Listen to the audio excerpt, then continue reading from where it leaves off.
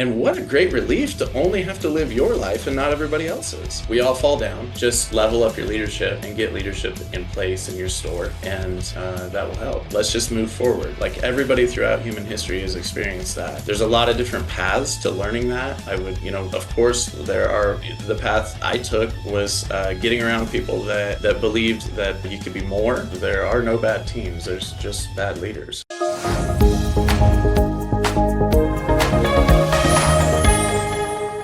Welcome everyone to another episode of the Lift Your Shop podcast. I'm Kelsey Archer. I'm with Lift Auto Repair Marketing, and today we have another amazing guest. We have Ryan Miles, owner of Peak Euro out there in Bend, Oregon. So Ryan, thank you so much for being with us today.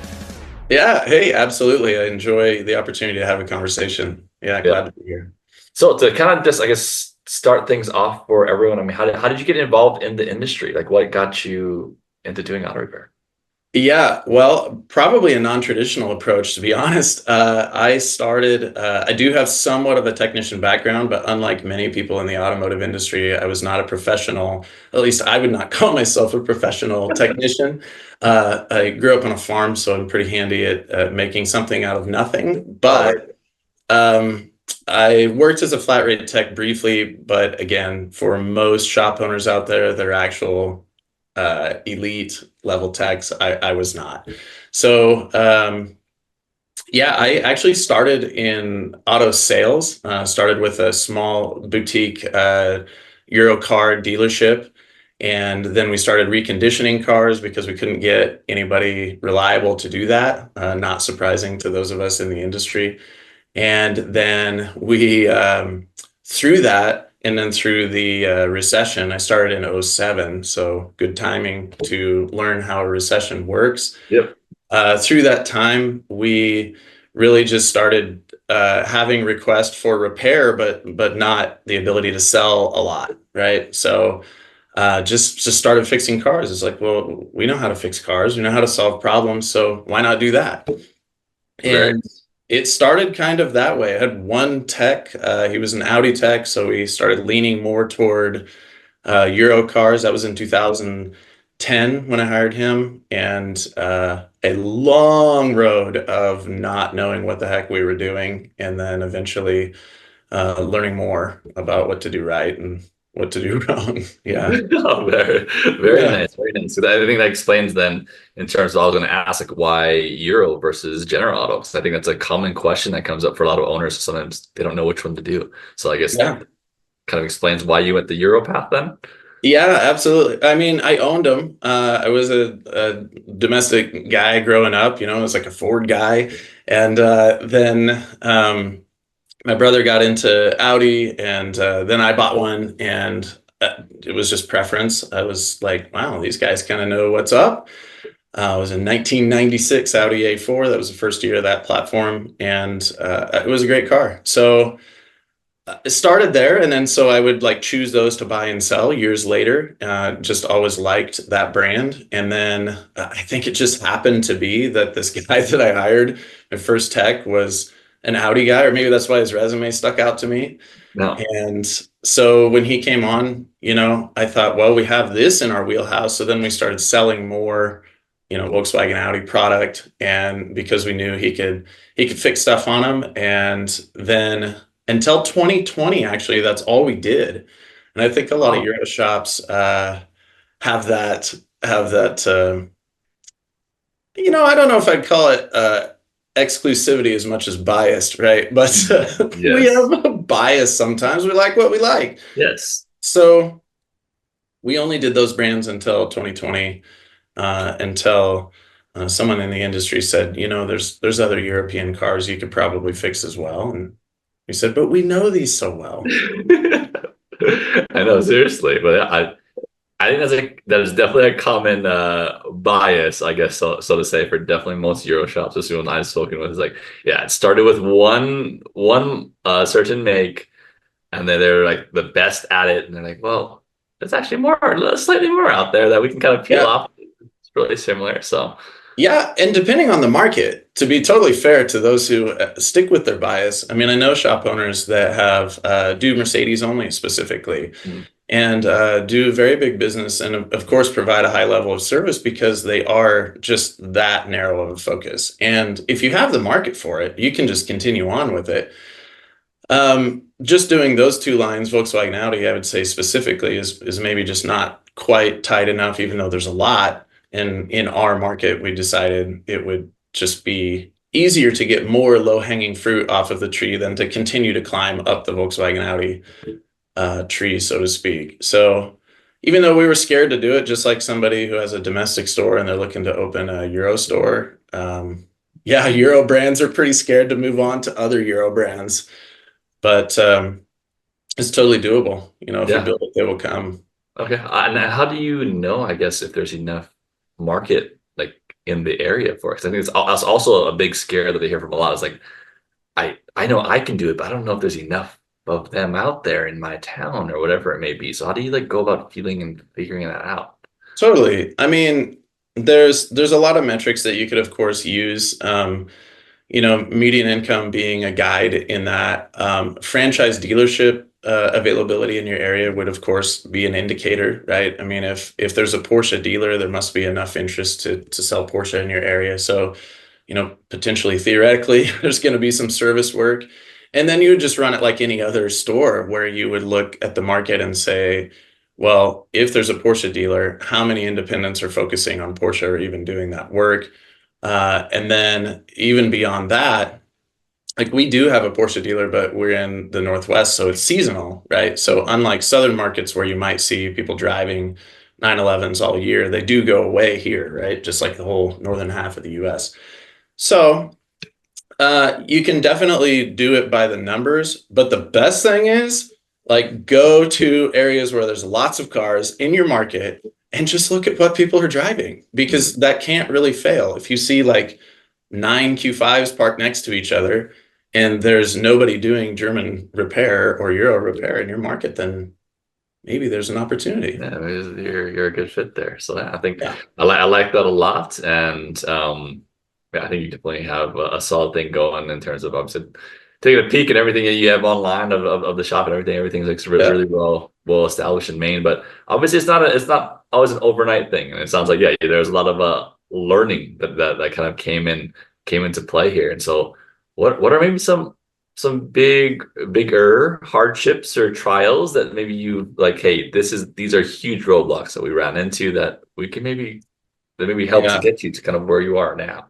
Yeah. I mean, I know it's only a 1 day podcast, so I know it's all of them, but, um, so just like the market research that we were just talking about, that's not the approach that we took at all, right? That's No. what I would do today. Yeah. That's what I would advise a client to do or another shop owner to do is Yeah. to do some demo research. We just started doing it, right? So probably some of the biggest pitfalls that I have experienced and have worked to get better at would be around leadership and building teams in that regard. Then also overcoming the paralyzing self-doubt of being able to provide real jobs to real technicians and real high-level service advisors. Um, Over and over and over and over, we would hire based on who we thought that we could like land, who we thought Mhm. that maybe we could get to say yes. And I would wager that's probably a common theme, with a lot of folks that you would encounter a lot of guys that are running shops. So maybe somebody listening to this that they, I'm going to say we, because I don't like to talk about other people. Yeah. Myself, what I would do is I would hire somebody that I thought I could maybe land them and I could maybe change them, right? Like, Mhm. okay, this guy's available, right? Well, he doesn't really know how to work on Euro cars. Yeah, but he's a cool guy and he seems hungry and he's got a family. And a lot of times I would get myself in situations where they just weren't the right fit. Or I would Mhm. hire somebody with an ability and their personality was not there because I had not defined what I wanted our team to be like. So, of all of the amazing amount of things that I've done wrong, that was the piece for us that when I started changing that and taking ownership of the leadership deficit that we had in the store, things really started changing for, those guys on this that be listening to this, that have listened to or read Extreme Ownership. Chapter 2 of that book, it just could not be more true. Of there are no bad teams, there's just bad leaders. 100%. Yeah, that book is Yeah. running. I think it's this one right here on the Yeah. shelf. But that's probably my favorite book out Yeah. there in terms of just like the whole mindset shift of like how do I how do I take the blame myself? Like even if you had nothing to do, there's situations where like I had absolutely nothing to do with the situation, and I'm just Yeah. learning about it for the first time right now, and like Yeah. I'm not really sure how that even came to be, but really then and then in terms of like the mindset of like, well, why did I not know about this? Or like how could I have been had this leader be more prepared to handle said situation than Yeah. that would have never even rolled up to me to begin with. And so I Yeah. love that kind of shift that can take place. Right. And beyond that, there's even one more fundamental shift that comes before it. And that's before you're willing to be able to accept blame and say, good news, it's your fault.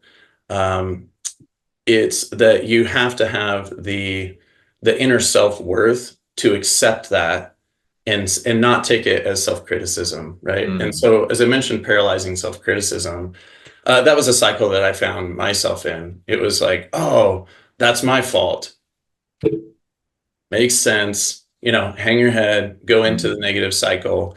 Um, that's really common. And it's common for myself, and I'm a human being, so I would assume it happens to other people too.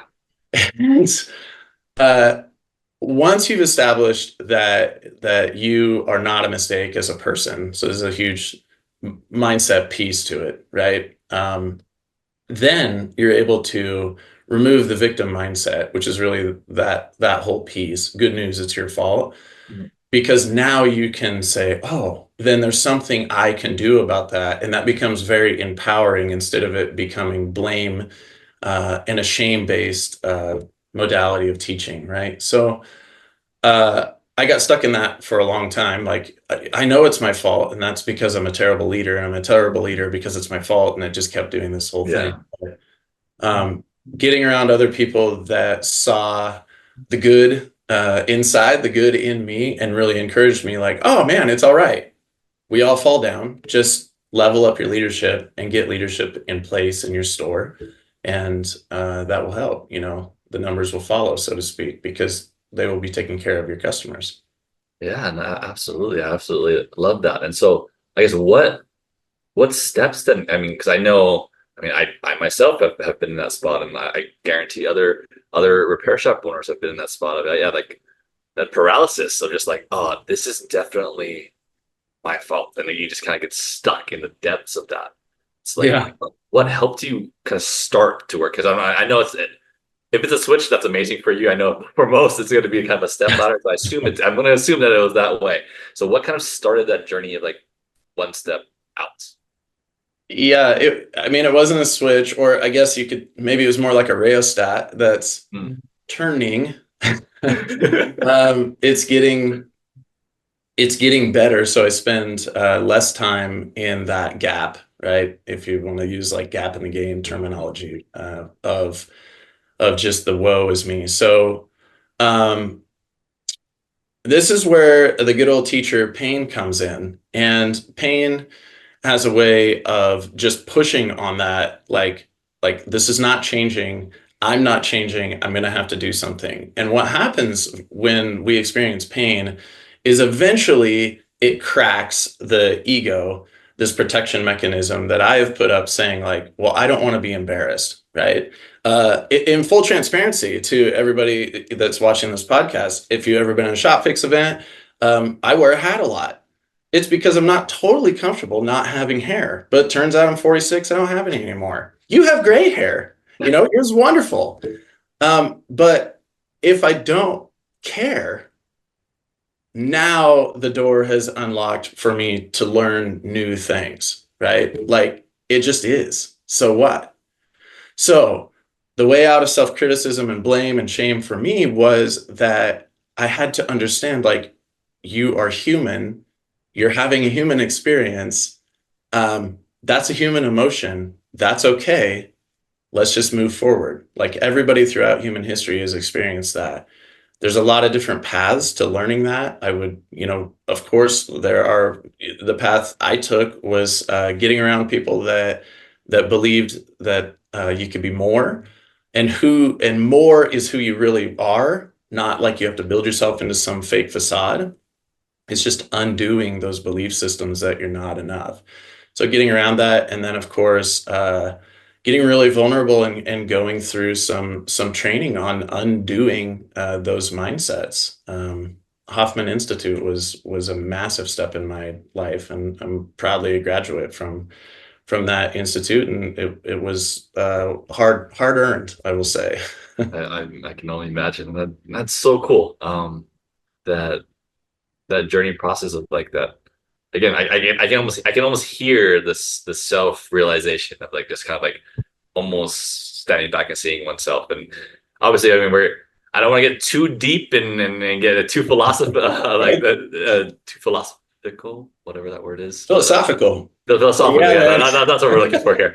I newborn, I'm running on low hours of sleep. I'm gonna blame it on that. But yeah, I just again I can hear that, and I love that self awareness, because even like, I mean, for example, the first time I met you was at the Shop Packers event here earlier this year, and I mean I could feel that from you, and then there was like, for me at times it's slightly uncomfortable going up to new people and meeting them, and I mean, being a founder of a company, I mean, that's, you just kind of, you have to get over that. That is, or else the company is not going to succeed in any means. And but that's where, like, but you naturally presented a warmth that like made it very easy to approach you. And I'm sure like it maybe wasn't that way all the time for everyone, but I think you, Yeah. I can see that you've worked to even get to that point, which is super cool to hear. So now as a leader, and you get to this point where you're like, yeah, I'm really comfortable with like who I am, what maybe my faults are, but then who I am as a leader. How do you then pass that over to your team and Yeah. start to build that? Yeah, I mean, I think there's a key differentiating factor. It's more comfortable, for sure. Not totally comfortable, but it here's the deal. My life is my responsibility, right? And the absolute best thing that I can do for anybody in the world is to live an integrated life. And that is to be who I am actually meant to be, not to try to emulate somebody else, not to try to steal something from somebody, but to always be the buyer in that way, right? Like what if I could just be myself completely, right? And if I took that responsibility seriously and just kept discovering who I was more and more and more and more, then by virtue of that, like our conversation, when we just met and then it led to this conversation, um, people kind of tend to notice. And I'm not saying that egotistically. My ego worked opposite of what most people think of ego. It really is just an assessment of our self-worth. My assessment was very, very poor. That's how ego represents itself when I'm stuck in an ego cycle or ego pattern. So the short answer is all you have to do is do it, and people have no choice but to like follow it, be inspired by it, or not be around it. It's really just how it works. So if we think about the people that inspire us the most, and for those listening to this, you think about it right now, somebody that you put in your mind that you're like, man, if I could just be like that person, right? And more than likely, if they're genuinely a great example in your life, they're not selling anything to you. They're just going on doing their thing, right? In fact, they can motivate and inspire you, and they don't even have to have a conversation with you. So then wouldn't it work the same in leadership down at different levels in our companies and throughout our life? And what a great relief to only have to live your life and not everybody else's. That's the theory I'm running on. I've seen it exemplified by many people that are further down the path than me, and I just run with that. That's just kind of like leading by action. I think that's something that I've heard a lot throughout my life, and in terms of playing sports. Because I mean, there's different types of leaders. There's leaders that are very vocal, and then there's also like that that player that's just like okay, they do all the right things, so they have to be a leader. But even though they don't really say anything, they have very few words in terms of how they're a leader of the team and things like that. And so Right. I think it's totally fine to like have that, because I think as we continue to be business owners, we get in this mindset of like, oh, we have to be talking to our team all the time. Like we have to talk and like that we need to tell them what they need to do. But at the same time, we can just do in terms of being like who you are and that example. They're like, I want to be just like that, and then naturally will then exude Yeah. that almost that culture that you want to have without even trying. Right. Yeah, exactly. It ensues, it's not pursued. So it's attracted to you in that way. So again, if you think about a mentor that you've had in your life, for all of us who have looked up to someone, the best thing they could ever do is while you are paying attention, like, man, that person's really got it together, that guy or that gal, the best thing they could ever say is to turn around and say, hey, what are your dreams? And then through their enthusiasm that they're able to impart to you, right? To that energy that they can transfer, then to get you thinking about like, oh yeah, what do I want to do? It's the same way that we've built teams at work in our business is we're just flip-flopping that conversation instead of like, this is the job, this is what I need you to do. We always start with, hey, tell me more about yourself and what are your dreams and your goals? And you know what we discover a lot of times, especially with technicians? They haven't really thought about it very much. Yep. And that's a shame. Yeah, and I mean, it's definitely not the first time I've heard anything like this as well. And I think, yeah, that's on the leader to like present that opportunity to just be like, hey, like let's put the ball in their court and see what they have to say. And usually the things they have to say are amazing. I mean, people are amazing at its core if you like allow them to be. And Yeah. so I think, yeah, that's a phenomenal way of leading. But I'm curious then in terms of like when you bring them on board, like obviously you have certain criteria is my assumption, and but you based on how you lead, yes, you can mold them into being in a certain direction. But what are kind of your absolutes? Like I need them to at least have this, and then on the flip side, then we'll talk about like deal breakers, or like oh, like Yeah. is an absolute no no. Yeah. Well, there's a few big pieces that we look for. Number one is they have to have the ability to learn, Hmm. right? So maybe not necessarily where they are today, but we have to see a trajectory, like they have to have a desire to learn.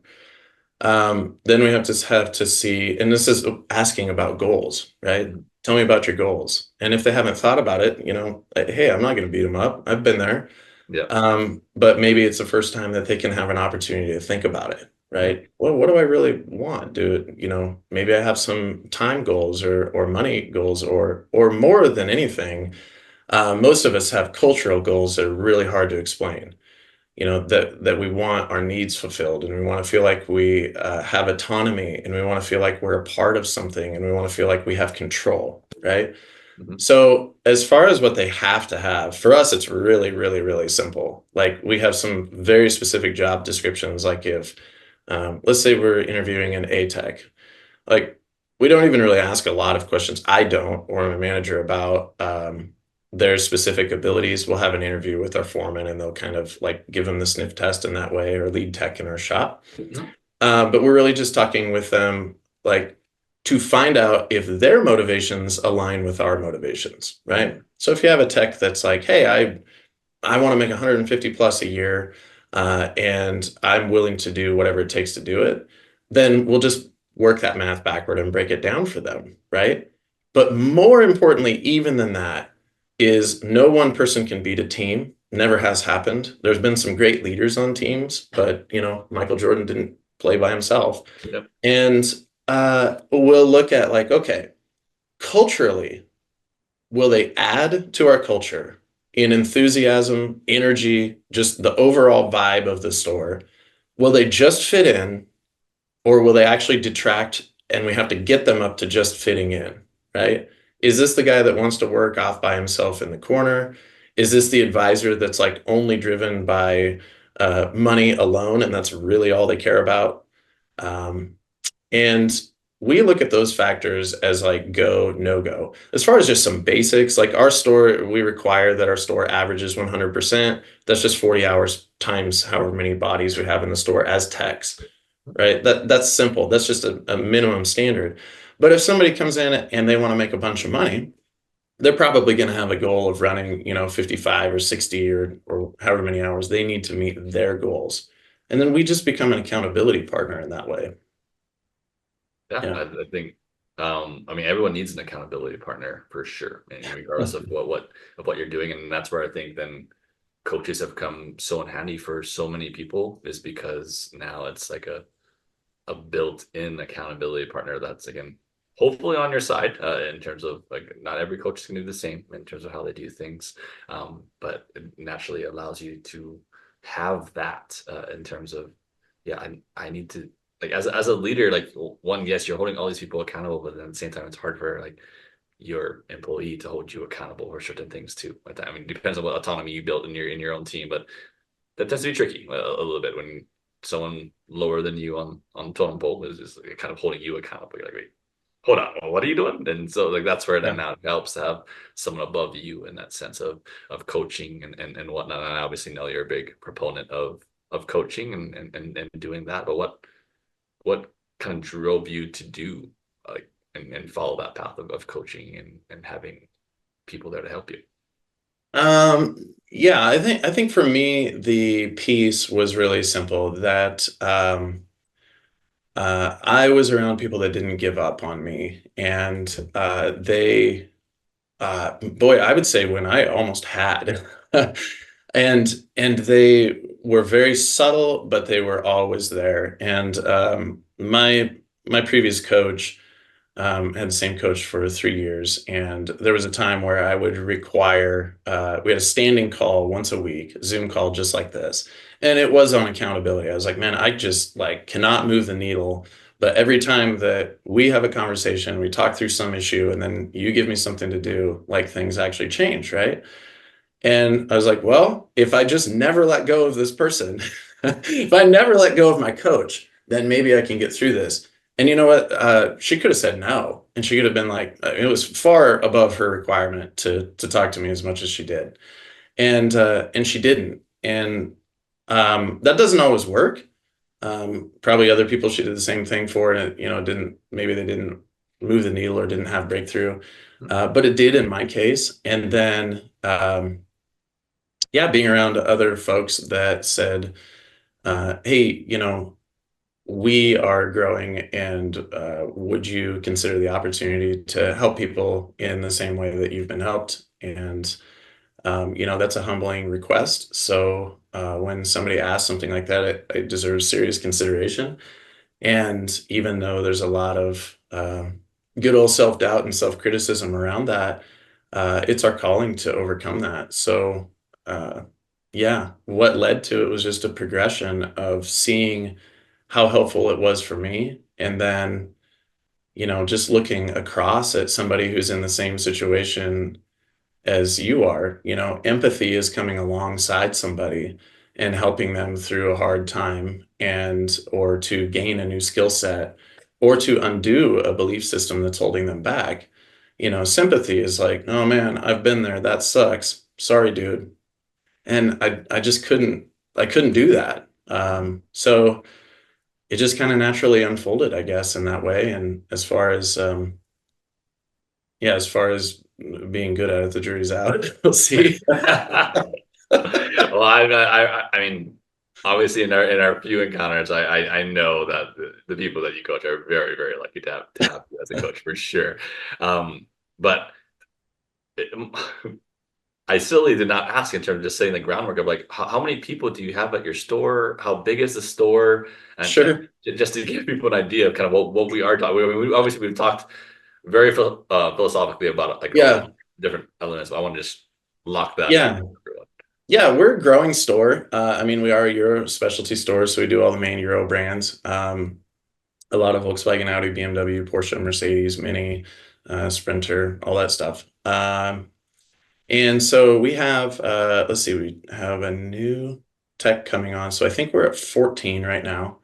Um, and it's been really cool. We're pretty much at a full house again right now, and I think we're tracking this year will be about 3.6. We do right at 280 to 300 cars a month. We have 8 techs or will by the end of this month, and 3 advisors on the front end, a parts manager, a full-time manager, and then a full-time GS. Yeah. hmm Yeah. And So then, the shop sounds like it has not much success at all.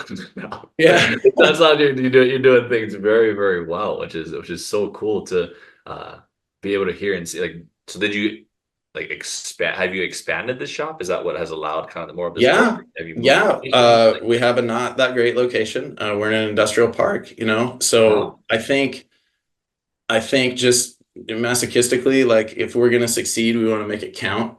So we're in a market that doesn't have daily parts delivery like many markets do with daily drops or multiple drops a day. We get one delivery a day if we order in time the day before. And of course, so there's no local parts availability, which has helped us become really good at logistics. mm, Um, we are, yeah, in an industrial center where I started in one little unit and then we've added 4 more. So wow, our building is beautiful, but it's not as though it's a standalone store on frontage with amazing signage and all of that. So we rely a lot on reputation and then marketing to yeah, to grow that customer base. And in 2020, just in terms of scale of growth, when we were doing just Volkswagen Audi, would have been myself, a service advisor, a tech, a GS, and we were doing.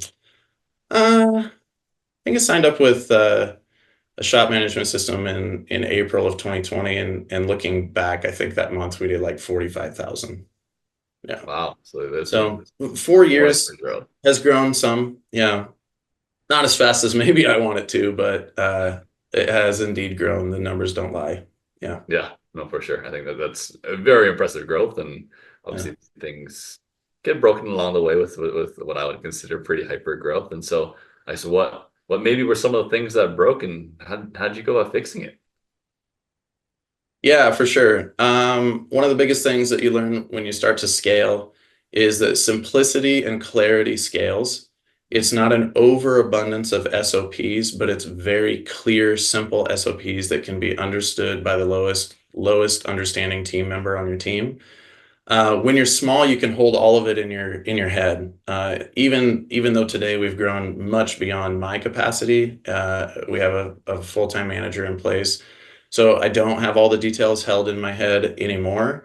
There's still so much to it that is still in there that used to be where the playbook was, right? So the biggest piece that you got to do, besides all the cultural and mindset piece, is you've got to bring some clarity to how you run your teams. And that's just simple SOPs and expectations, not super complex documents that nobody reads, something that you can train on regularly and keep in front of your guys. This is our way. This is the peak way. This is how we do an inspection. This is how we do a write-up. This is how we present work. This is how we quote it. This is how we talk to customers. This is how we water the plants. This is how we keep our waiting room. This is who's responsible for cleaning the bathrooms. This is how you unlock. See, none of those things are actually super complex, right? But it's all based on customer experience, because customer experience is what wins the day. It is everything at the It's end of the day. everything. It's what keeps people coming back. Because I think that's what's so, at least, I mean, I'm obviously heavily involved with marketing, and that's what's so heavily misunderstood. Is just like, yeah, how do I rank better, and how do I have keep people keep finding me? But then it's just like, not like, yes, you want that to continue to happen, because that's what allows the state, like, allows, like, again, more market attribution. But if you don't keep the ones that you're getting happy, then it's like you're always trying to beat yourself, and then you don't see that growth. You're like, I feel like I'm getting so many new people, but what's happening? And that's probably, Yeah. if you just like fix some things internally, just even some simple things like you're mentioning, like holy moly, that goes such a long way for people. Yeah, absolutely. I was first introduced to that um, through coaching, right? And that's the old adage, don't pour gas on a dumpster fire, right? Like don't if you can't handle customers and you're just going to make them frustrated, don't reach out to your marketing person and be frustrated with them, right? That's Yeah. really not the case. And um, it's absolutely true as well that if you're doing any amount of marketing and you have 70% return customers and 30% new, my gosh, 7 out of 10 have to come back. Mhm. So, what are your retention efforts look like? Do they really feel like you care about them? Do they actually get a phone call? Or is it just a text like everybody else does? Did you actually fix the car right the first time? Were you able to say yes and get them in when they called? Or were you like, yeah, well, we're pretty busy. But we could probably, move some stuff around, get you in a couple of days, right? So removing the barriers is a huge part of it. Then, then when you actually put marketing in place, it makes your marketing professional look like a champ because the retention is so high, Yeah. right? So then if somebody reaches out to you and they're like, "Hey, I need some help in this area," and you actually cause the phone to ring or cause somebody to click for an appointment, then they're in. Like those arms are so tight around that customer that, man, they've got to find a real reason to leave because they will be challenged. Number one, they won't remember your name. If you think that's not true, call your most loyal customer and ask them the name of your shop. And you make 5 phone calls and you'll get some that won't. And Yeah. you'll be like, oh my gosh, you've been a customer for 10 years and you call us peak performance, Yeah. Yeah. I right? love So it's the experience that they remember and staying in front of them. And I've learned that the hard way, of course, right? Like, man, what are we doing wrong? Well, people are leaving out the back door and you don't even notice it because by the time they're gone, it's been a year. Yep. No, exactly. And so, yeah, once you have those things locked in internally, but that's where, for me, it's curious. You grew so fast, and so now I'm assuming that I mean, I guess for a question, are you still in the shop every single day, all day long, or what does that balance sort of look like right now? And then I want to take another question after Yeah. that. No, I'm not. Usually I have standing meetings on Monday there. Mm. And I'm in the shop as much as I want to be because I love everybody that works there and I love hanging out with them and taking people out to lunch and just interacting in that way. But my goal for our store is it to be completely self-sustaining and not only that, but self-growing because that's what real businesses do. And I want it to do that so that we can continue to serve our community better and then also provide the highest level jobs. So if I have to do a lot of hand holding, that is holding the people back that are in our business that came to me asking for opportunity to grow. So no, I'm not. I'm usually in there once a day. Um, I have a personal requirement that I can be gone for a month at a time if I need to, and so I have to hold that standard. Yeah. Yeah, no, absolutely. I love that. And then I guess to like circle back into some of the things we've talked about then in terms of like leading. And so like I think visual leading is super impactful for people, being able to see that. And so now that obviously you've done an amazing thing of being able to peel yourself off and the business is self-sufficient, how do they then still feel that proper leadership without you there? Like how are you running that? Yeah. Okay. So the way that that works is, so like I would be, if we were a multi-store operation, I would be in the role of district manager, right? Mhm. So my district manager, I would want them to have a relationship with as many people as they could have, not about even work, but just like about that person's life, right? So my role is really similar. Number one, my job is to continue to, back to this part of the story, to continue to improve myself so that I can present more opportunity to them. So to become better at finance, entities, structure, different legal, tax consequences, all of those things, and then leadership and personal development, right? So if I continue to do that, then every interaction that I have with someone that's on our team will be more impactful for them because I can be like, oh man, how's it going? And they'll be like, well, I'm having, an issue with this. And I can become like that older brother or uncle or, person that's there to help them in their life. And we've walked people through a lot of pretty wild scenarios because that's my job, Yeah. right? The managing and the daily production, we have a really great manager for that. Somebody who's like minding the store and minding the details. So, I get to be a cool uncle in that way. And if they, ask questions, I'm available for that, right? But you don't have the time like you do when you're a manager, so you have to make it count. And the Yes. way you make it count is you ask how they're doing, you make it about them because that's what they want, right? That's what they Yep. want. Yeah, no, exactly that. Just make Yeah. it about that. I think it's a That's big what thing. we all want. Yeah, it's to take it away from like this. I mean, obviously we've talked about so much, but like yeah, a big thing like for me taking away just because sometimes you just get trapped in this idea of like you like hearing yourself talk, and when you talk about something you're excited about, you love talking some more. But at times, like no, like that's not what I'm here for. Like I'm here to hear them, what they need, and leading that way. I think that's so important to be able to like ask the right questions and just listen. That's really most of the time that's all your team wants to have. It's just someone to like feel like they're listening to them. Yeah. So yeah, Yeah. again, thank you for all the information you shared with us today, Ryan. It's been very impactful for me, and hopefully for those listening, it's been impactful for them as well.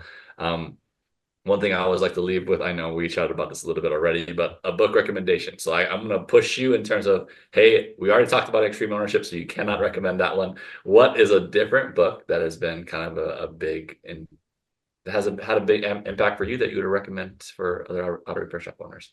Yeah. The Alchemist. I Mm. would recommend everybody read The Alchemist, and then if it means nothing, that's okay. Just put it down and then Yeah. just come back to it at another time. It's the book that I've read the most and listened to the most, and like read to my kids as like a bedtime story by Paulo Coelho. If people haven't heard of it, but uh, I think that the biggest thing in that book that I resonate with is simply that deep down inside, we do all have a vision and we all have a dream and we all have a destiny, as I put it in this book, this fictional book, Uh-huh. maybe. And Yeah. um, it's in there, and our journey is to discover what that is and remove things that are in the way of it. And in my case, and maybe in many others, it's just absolutely paralyzing self-criticism and misbelief in that way. So I've had one, yeah, I've had one, and I love to read. I've read thousands of books, but I like that one a lot. Yeah, and I think it's a very good one. It's so interesting that it's also like it's a label as a fiction book, and but you read it and it's just like this is not fiction. Yeah, yeah, he wrote it in 2 weeks. Yeah, like That book in 2 weeks. yeah, Yeah, it's all insane around it, the whole story of the story of how it came to be. But yeah, again, thank you so much, Ryan, for being on with us today. For those that maybe want to reach out to you personally and be like, hey, Ryan, I need some help, or maybe there's something with the story that resonated with them. What is the best way to reach out to you? yeah. I mean, absolutely. I love to listen. I love to ask probing questions, or yeah, whatever's helpful for people. Really easy to find on Facebook, or you can send it literally to my shop email. It's ryan@peakeuro.com. It's the name of our business, but I'm pretty easy to find on Facebook, and just message me on there and I'll give you my number. Happy to share. Yeah, for sure. Yeah, we'll throw the link to the email in the description below. But yeah, for those that are still listening, again, thank you so much for listening. If you haven't liked or subscribed, please do so for the algorithm, so that way they can get as much reach as possible. But again, I'm Kelsey with Lyft Auto Marketing, and we'll talk to you guys again soon.